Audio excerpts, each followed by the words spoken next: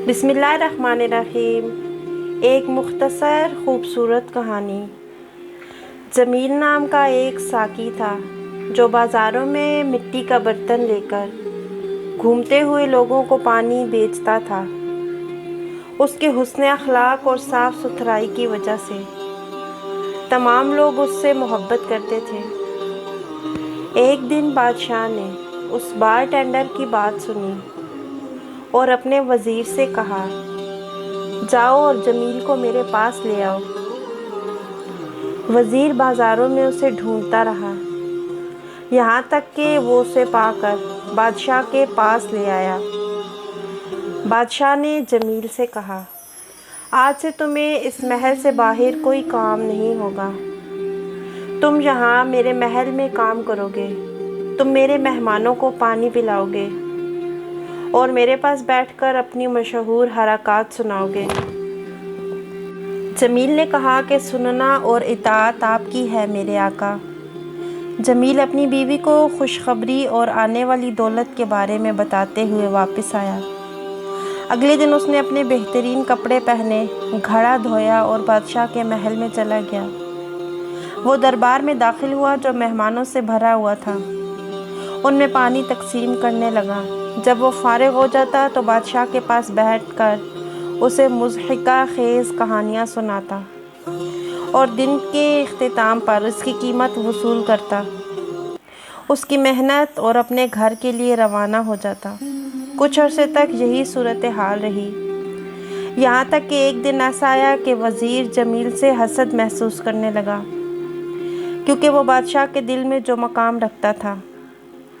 और अगले दिन जब बार टेंडर अपने घर वापस आ रहा था तो वज़ीर उसके पीछे पीछे आया और उससे कहा कि ए खूबसूरत, बादशाह को तेरी सांस की बदबू की शिकायत है। बार टेंडर हैरान हुआ और उससे पूछा, मैं क्या करूं कि इसे अपने मुंह की बदबू से तकलीफ़ ना हो। वज़ीर ने कहा कि जब आप महल में आए तो आपको अपने मुंह के गिर्द अंगूठा लगाना होगा। जमील ने कहा, अच्छा मैं करूँगा। और जब सुबह चमकी तो बार टेंडर ने अपने मुंह के गिर्द थम्मा लगाया, अपना बर्तन उठाया और हस्बे मामूल महल की तरफ चला गया। बादशाह को इस पर ताज्जुब हुआ, लेकिन उसने इस पर कोई तबसरा नहीं किया और जमील दिन रात पर्दा करता रहा, यहाँ तक कि दिन आ गया। और बादशाह ने अपने वज़ीर से जमील के पर्दा करने की वजह पूछी। वज़ीर ने कहा, मुझे डर है जनाब, अगर मैंने आपको बताया तो सर कट जाएगा। बादशाह ने कहा, तुम्हें मुझसे अमान है, जो तुम्हारे पास है कह दो। तो वज़ीर ने कहा कि जमील बार टेंडर ने आपकी सांस की बदबू की शिकायत की है।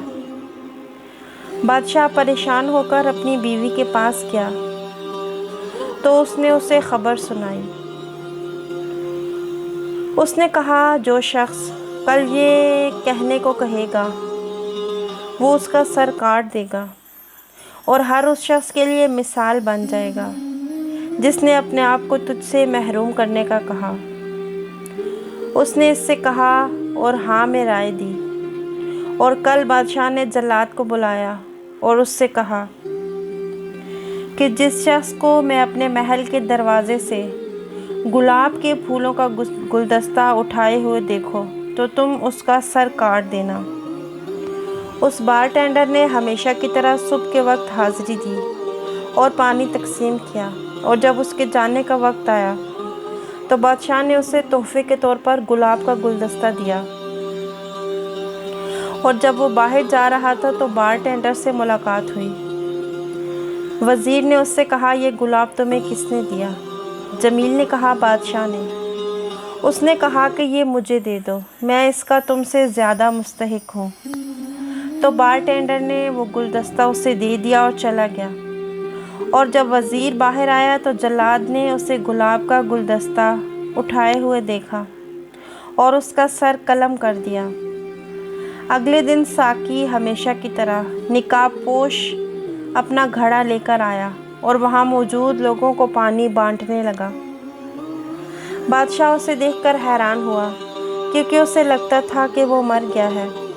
इसलिए इसने उसे आवाज़ दी और उससे पूछा کہ اس پردہ کا کیا حال ہے؟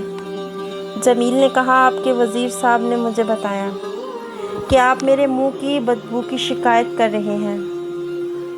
اس نے مجھے حکم دیا کہ میں اپنے منہ پر انگوٹھا رکھوں تاکہ آپ کو کوئی نقصان نہ پہنچنے پائے۔